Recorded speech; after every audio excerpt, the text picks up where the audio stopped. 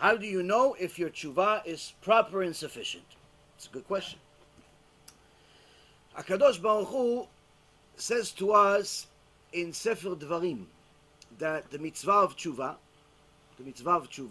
meaning that this mitzvah of tshuva, of changing our ways, stopping the sins, and doing the right thing, he says it in the Torah, meaning this is not a suggestion, this is a mitzvah from the Torah, just like eating kosher is, just like keeping Shabbat, just like all of the other mitzvot in the Torah.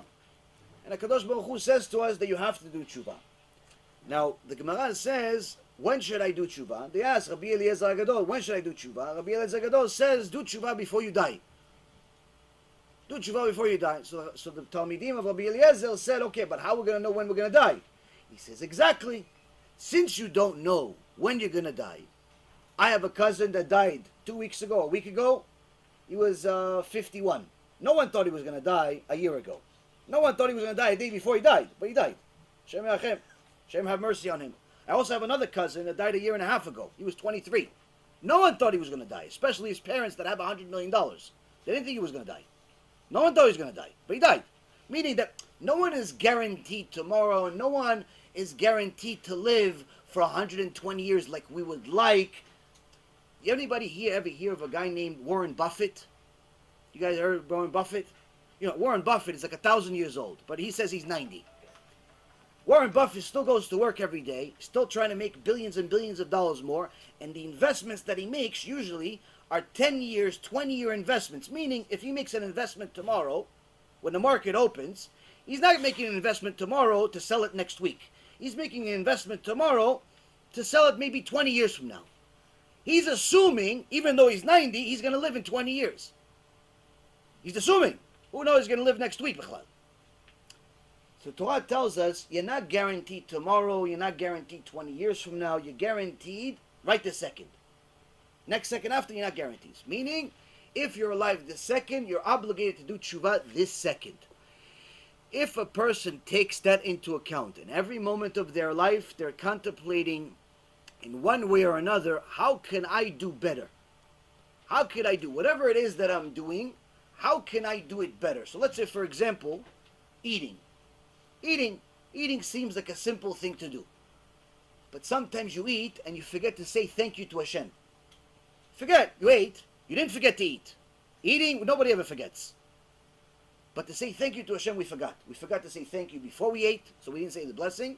We forgot to say thank you after we ate. We forgot to say Birkat HaMazon. Or somebody says, listen, is there a short version of Birkat HaMazon?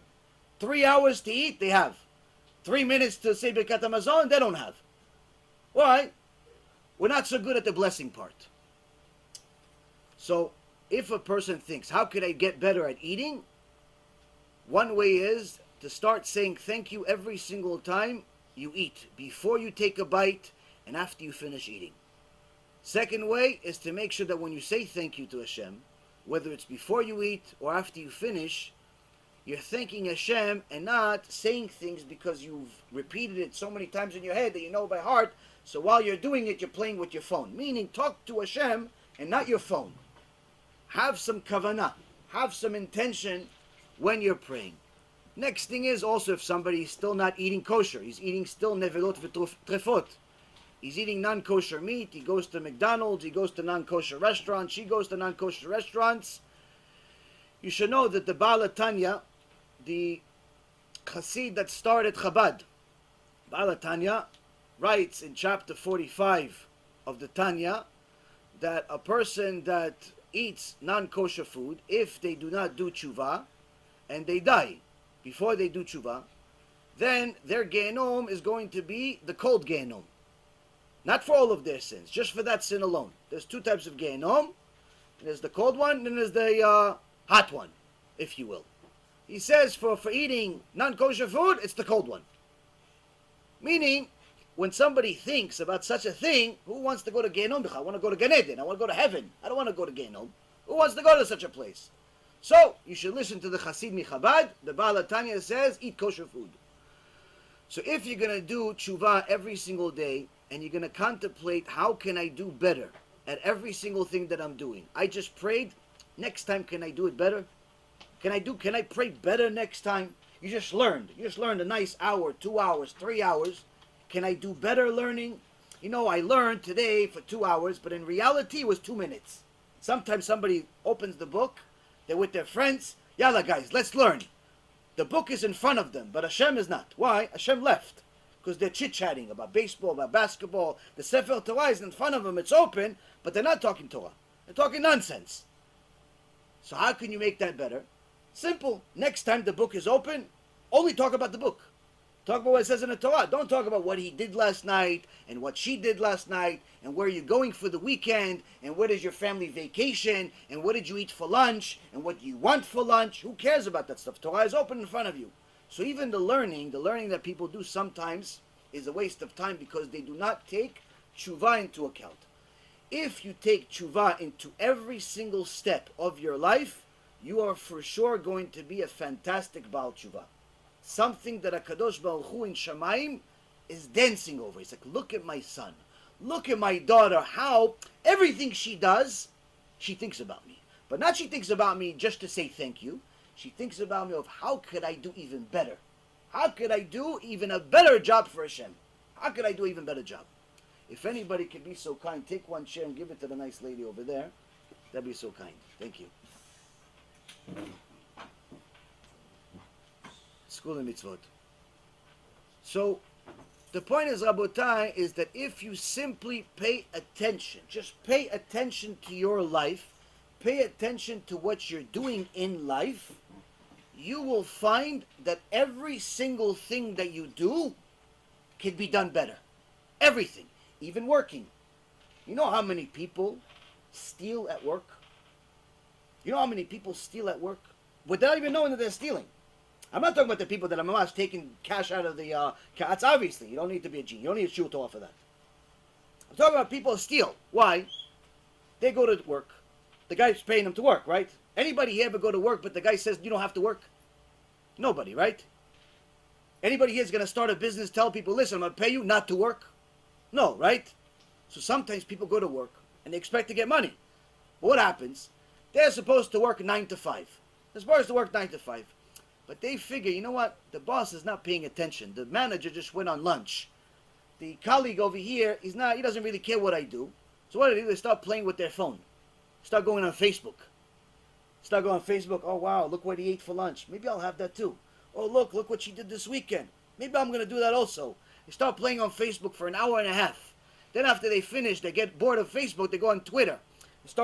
Donald Trump just said he's going to bomb Iran. Wow, Donnie. Good job, Donnie. Then he's going to go for somebody else. He's playing with Twitter. After he's bored with Twitter for 15, 20 minutes, he's like, what could I do else? You know what? That guy at the Beit Knesset told me that if I could do something, if I could actually make the call for him, he's going to pay me $20. You know what? I'm going to make that call for him.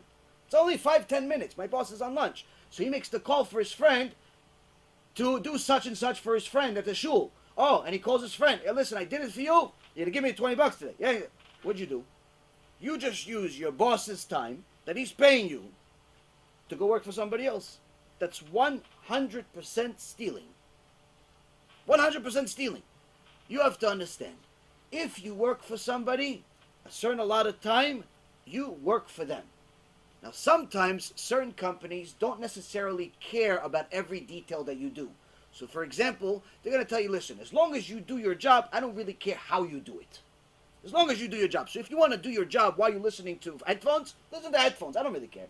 So if you want to listen to your headphones to Shiur Torah, no problem. He doesn't care. He doesn't care that you listen to Shiur Torah as long as you get your job done. But if, as a result of you listening to even a Shiur Torah that's a mitzvah, you end up not working, then guess what? That Shiur Torah is not even a mitzvah anymore. That's stealing. Meaning, first, if you're working, first priority is the job. First priority is the job. If the boss allows you to do other things while you do it, no problem. But if the boss is not paying you to do the other things, and it's disturbing the job, then guess what? It's stealing. It's called gezel. So, if somebody pays attention to how they work, simply how they work, 90% of people will change their job. Why? Because the conditions that they have now versus the conditions that the guy's paying them for are two different things. Two different things. That's why, Rabotai, we have to pay attention to our actions.